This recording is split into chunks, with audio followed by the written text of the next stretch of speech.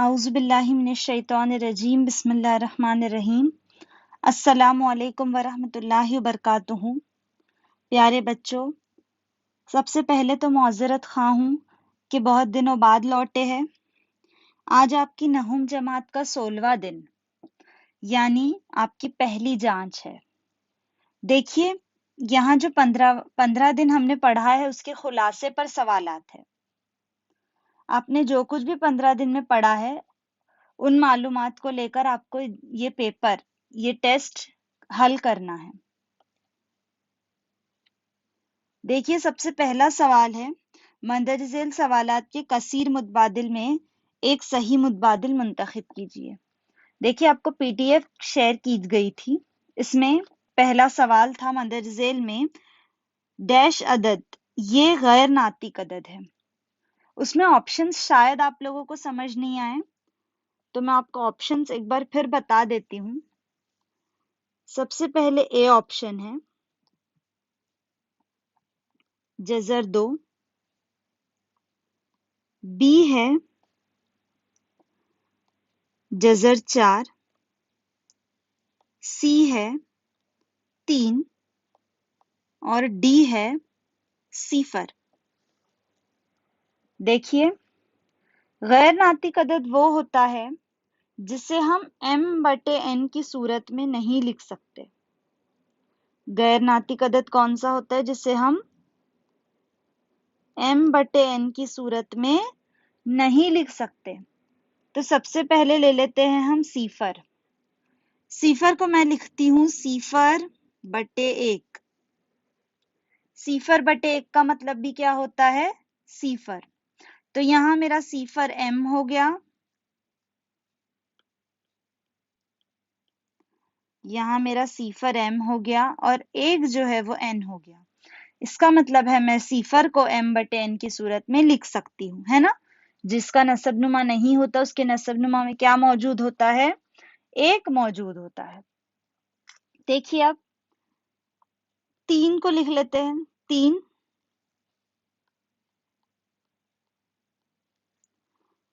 3 को मैं लिख सकती हूँ 3/1।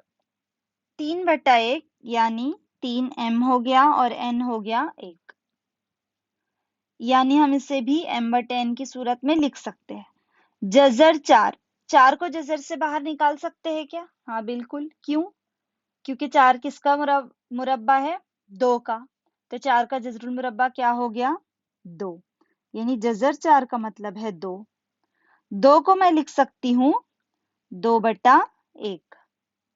तो मेरा 2m हो गया और n क्या हो गया? 1। अगला आते हैं जजर 2 पर। जजर 2 को मैं m/n की सूरत में लिख सकती हूँ क्या? नहीं। आप क्या कहेंगे? जजर 2/1। तो मैं इसको m ले लूं। m क्या होना चाहिए? m कोई सही अदद होना चाहिए। सही अदद कैसे होते हैं? सिफर 1 2 3 ... नफी 1 नफी 2 नफी 3, इस तरह। इसमें जजर 2 आता है क्या? नहीं आता। तो यानी अगर मैं जजर 2 को जजर 2/1 भी लिख दूं तब भी जजर 2 हमारा सही अदद नहीं है, इसलिए जजर 2 को m/n की सूरत में नहीं लिख सकते। तो जजर 2 क्या है? गैर नातिक है। तो आपको यहां लिखना होगा जजर 2। देखिए, अगला सवाल। हम इसे हल नहीं कर रहे बेटा, हम सिर्फ आपको बता रहे थे कि कैसे हल करना है और आपको हल करके लिखना है। अगला, मुसल्लस के 2 जावियों की पैमाइश 30 और 40 दर्जे हो तो तीसरे जाविये की पैमाइश मालूम कीजिए। देखिए, कोई एक मुसल्लस है, इसके एक जाविये की पैमाइश है 30 दर्जे, दूसरे जाविये की पैमाइश है 40 दर्जे। तो वो कह रहा है कि आपको आखिरी जाविये की पैमाइश मालूम करनी है। अब आप जानते हैं कि मुसल्लस के तीनों जावियों की पैमाइश का मजमुआ क्या होता है? 180। मुसल्लस के तीनों जावियों की पैमाइश का मजमुआ 180 होता है। इसलिए तीनों जाविये आप जमा करेंगे।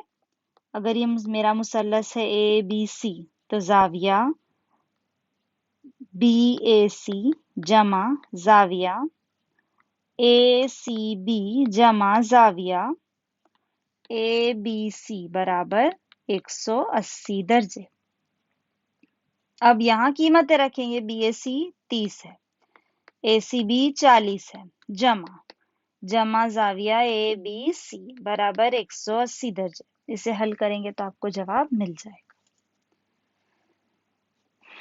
अगला सवाल देखिए, कायमतुज जाविया मुसल्लस के वितर पर खींचे हुए इर्तिफा की लंबाई मुसल्लस के वितर की लंबाई का डैश होती है। तो देखिए मेरे सामने एक कायमतुज जाविया मुसल्लस है,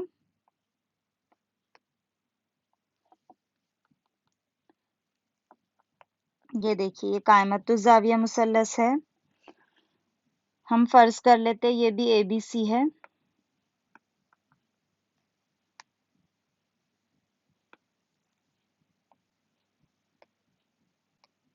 ये है ए, ये है बी,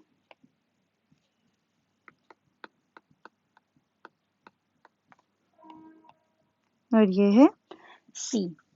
देखिए कायमतुज जाविया मुसल्लस के वितर पर, ये एसी जो है वो वितर है, इस पर मैं एक क्या खींच रही हूँ, इर्तिफा। क्या खींचेंगे, इर्तिफा। तो इसमें जो वितर की लंबाई है वो उसका कितने गुना होता है वो इर्तिफा। ये जो इर्तिफा है, सपोज से अगर बीडी है तो ये एसी का कितने गुना होगा।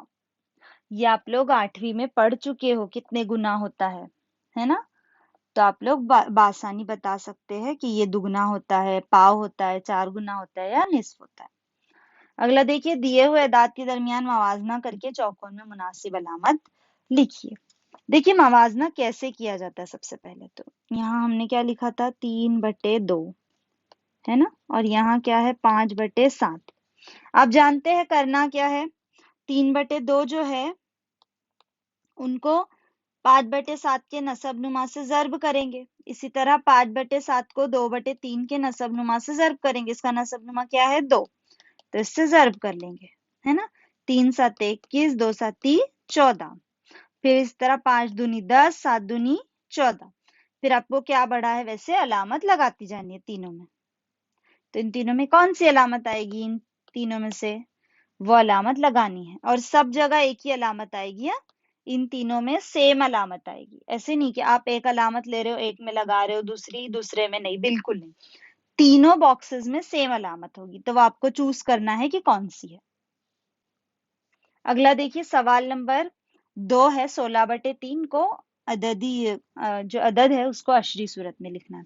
16/3, देखिए 16/3 को लिखने से पहले अशरी सूरत में लिखने के लिए हम क्या करेंगे, 16 को 3 से तकसीम करेंगे, है ना। जो भी अशारिया में यहाँ जवाब मिलेगा वो आपकी 16/3 की अशरी सूरत हो जाएगी। हाँ, अगला देखिए, मकाबिल की शक्ल में जाविया एबीडी पहचानिए। आपके पास जो है मुसल्लस है, इसमें हम नाम मैं आपको बताती हूँ कहाँ है। ये देखिए, ये है ए, ये है सी, ये है बी, और ये है डी। इसने हमको बताया है कि ये जो है ए 70 दर्जे है, इसी तरह ये जो सी है ये 50 दर्जे है। तो आपको ये वाला जाविया ए बी डी ये वाला जाविया बताना है।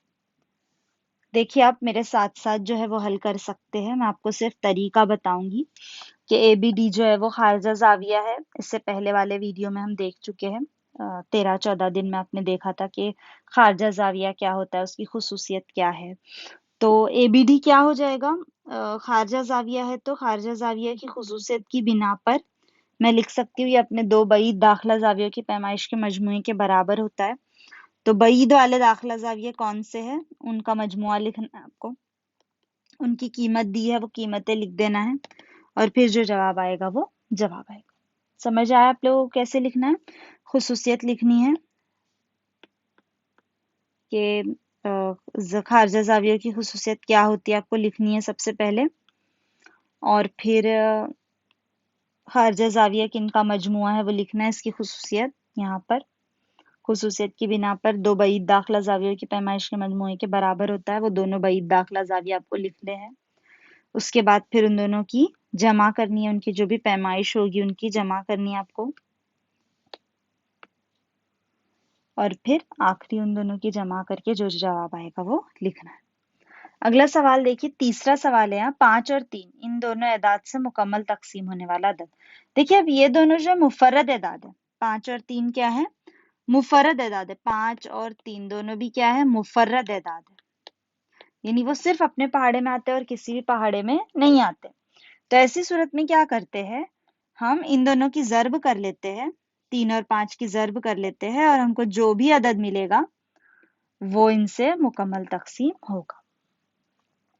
अगला देखिए, अदद जज़र 2 को अददी खत पर दिखाइए। देखिए अगर आपको याद होगा तो हम अददी खत पर कैसे दिखाए थे, हमने आपको पता है, हम आपको वो रिपीट कर देते हैं एक बार। आपको जैसे ही समझ में आता है आपको वैसे हल करना है और अपनी बुक में लिखना है। देखिए यहाँ हमारे सामने अददी खत मौजूद है। अददी खत में हमने 2 सेंटीमीटर को अददी खत का 1 लिया है। जब हम इस स्केल की मदद से बना रहे थे तब हमने इसे 2 सेंटीमीटर को अददी खत का 1 लिया है। यहाँ देखिए, यहाँ मुझे 0 से 1 के दरमियान ये 1 है। अब मुझे क्या करना है, एक उमूद बनाना है 1 पर। निशानदेही कर लेती हूँ मैं, यहाँ तक आता है, यहाँ उमूद बनेगा। इसे मैं ज्वाइन कर लेती हूँ दोनों को, इसे मैंने ज्वाइन कर लिया है। अब मुझे क्या करना है, ये 0 और 1 के दरमियान जितना भी फासला है वो ऊपर की तरफ भी लेना है। तो कैसे लूंगी मैं, स्केल की मदद से, है ना।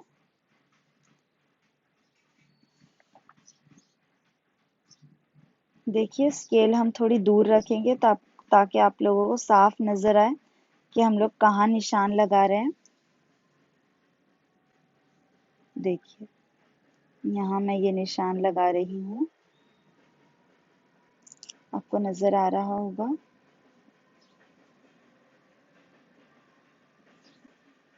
ये 2 सेंटीमीटर पर मैंने निशान लगा लिया। अब मुझे क्या करना है, जैसे ये नुक्ता अगर ओ है और इसे मैंने ए नाम दिया है तो इस नुक्ते को मैं पी नाम दूंगी।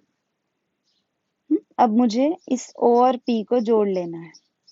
हम पढ़ चुके हैं फीसागोरस के मसले से, क्या पढ़ चुके हैं हम फीसागोरस के मसले से, कि देखिए ओ ए जो है वो 1 है ना। इसी तरह ए पी जो है वो भी 1 है। इस 1 का मुरब्बा जमा 1 का मुरब्बा कितना हो जाता है, 1 जमा 1 2, है ना। तो ओपी मालूम करने के लिए हम इसका जजरुल मुरब्बा लेंगे, 2 के क्या हो जाएगा, जजर 2। तो ओपी क्या है हमारा, जजर 2। तो देखिए ओ से पी तक की लंबाई कितनी है, जजर 2। अब हमें इसे लेना है, फिक्स करना है। तो प्रकार की नोक हम ओ पर रखेंगे, पी तक का फासला लेंगे और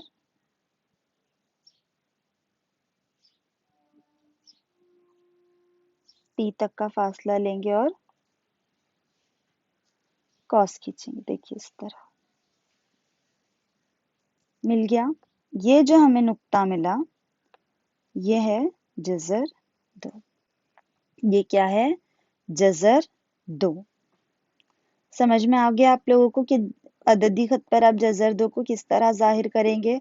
आप पहले अददी खत खींचेंगे, उसमें 0 से 1 तक का फासला लेंगे, फिर आपको उमूद खींचना है 1 पर। यहाँ भी जो फासला आपने 0 से 1 के दरमियान रखा है वही फासला आपको ए से पी के दरमियान रखना है। फिर ओ और पी को मिला देना है, ओ और पी को मिला देना है। ये जो फासला मिला ओपी का, उसको आपको प्रकार की मदद से यहाँ पर आगे बढ़ाना है ना। यही फासला आपको अददी खत पर लेना है। अददी खत पर आपको जो नुक्ता मिलेगा वो क्या होगा, जजर 2। उम्मीद करती हूँ आप लोगों को समझ में आया होगा। देखिए ये दूसरा सवाल है, कायमतुज जाविया मुसल्लस के 2 मुत्तसिला जावियों की पैमाइश। देखिए ये कायमतुज जाविया मुसल्लस है, इसके 2 मुत्तसिला जावियों की पैमाइश y और 2y है। ये y2 नहीं है बल्कि 2y है। तब इन दोनों जावियों की पैमाइश मालूम कीजिए। यानी देखिए, एक जाविया तो 90 दर्जे होता है, ये आपको पता है। अब वो कह रहा है कि ये जाविया y है और ये जाविया 2y है, तो इनकी असली पैमाइश यानी y की कीमत डालकर जो पैमाइश आएगी वो हमको क्या करनी है, मालूम करनी है। आपको पता है ये जाविया 90 है और इनकी जमा क्या हो जाती है, 90 दर्जे हो जाती है, यानी 2y जमा y कितना हो जाएगा, 90 दर्जे हो जाएगा। अब आप आसानी से y की कीमत मालूम कर सकते हैं। y की कीमत मालूम हुई तो 2y की कीमत भी मालूम हो जाएगी। पता चल गए ये दोनों जाविये। देखिए, इसी तरह हमारे पास अगला सवाल है।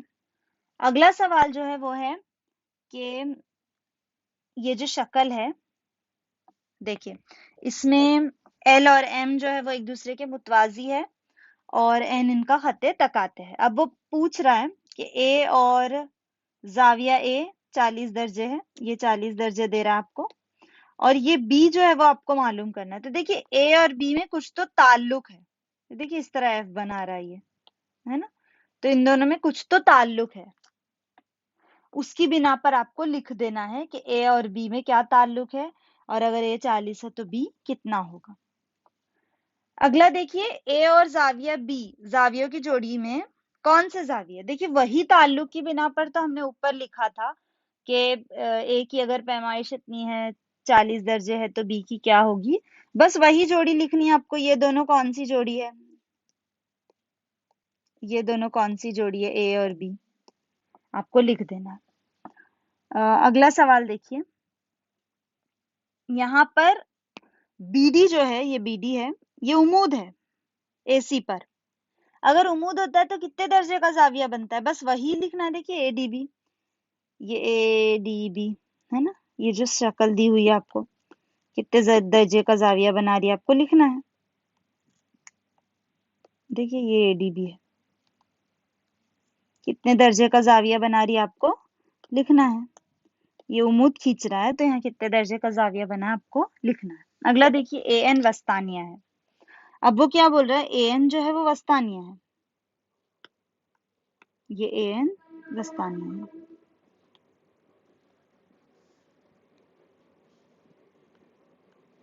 दिख रहा है आपको एन, ये वस्तानिया, वस्तानिया मतलब दो बराबर हिस्सों में तकसीम कर देगा वो, है ना।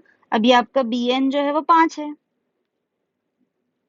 बी एन कितना है आपका, 5 दर्ज, 5 सम, नहीं 5 इकाई दिया है, कुछ नहीं दिया उसने, सिर्फ 5 इकाई दिया है उसने, है ना।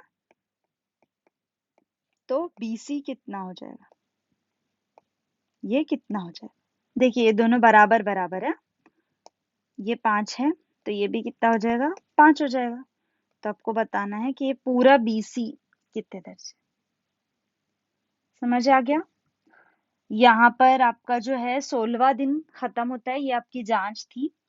हमने आपको जो पॉइंट्स बताए हैं उसकी मदद से आपको ये मुकम्मल करना है, और जैसे टीचर ने कहा है कि फुल स्केप पर लिखना है और स्कूल में सबमिट करना है, तो वैसे आप लोग फुल स्केप पर लिखेंगे, अपनी बुक में पीछे वो फुल स्केप जो है वो लगा कर रखेंगे।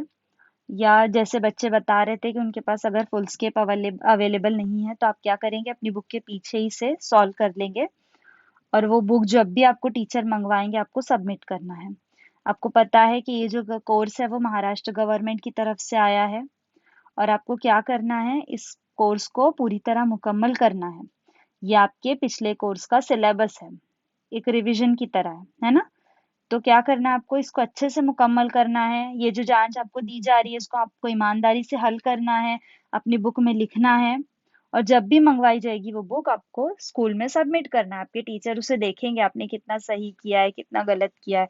अगर इस तरह कोर्स के दरमियान भी आपको कोई डिफिकल्टी आती है तो अपने टीचर से राब्ता करें और उनसे सवालात के जो है पूछे कि कैसे हल करना है, या उनकी मदद लें। आपको टीचर हल करके तो नहीं देंगे, लेकिन वो आपकी मदद जरूर करेंगे कि किस तरह हल करना है, या आपको कौन सी चीज पढ़नी है जिसकी मदद से आपको वो सवालात हल करने हैं। उम्मीद करती हूँ आप लोगों को ये जो 16वां दिन है ये अच्छे से समझ में आ गया, अपनी पहली जांच। अब जो है हम आगे के 15 दिन कोर्स को पढ़ेंगे और फिर दूसरी जांच को देंगे। जज़ाकल्लाह खैर।